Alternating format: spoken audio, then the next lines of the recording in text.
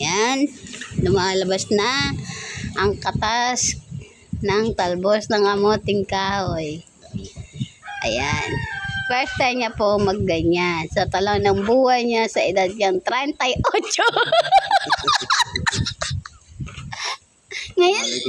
ngayon lang daw siyang nagkaganyan. Ngayon lang kasi po. Sa edad niyang 38. Ngayon lang nagganito. Buong buhay niya. Ngayon lang siya nagpiga ng talbos ng kamuting kahoy. Pero nakakain na siya niyan.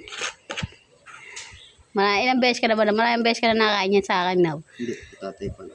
So, tatay, ako nagluluto kay tatay. Tatay, luto dati. Hindi, ako nagluto nun yun. Ikaw. Ako dati. Kaya nga, ayan na po. Lumalabas na, kakaunti na lang. Kaya, halos ilang oras ka magsimula? Alas 4 na, baka lumabas pa yung katas, alas 5. Ayaw eh. Aray ko. Paano ba ito? Alas 5 po lalabas yung katas niyan.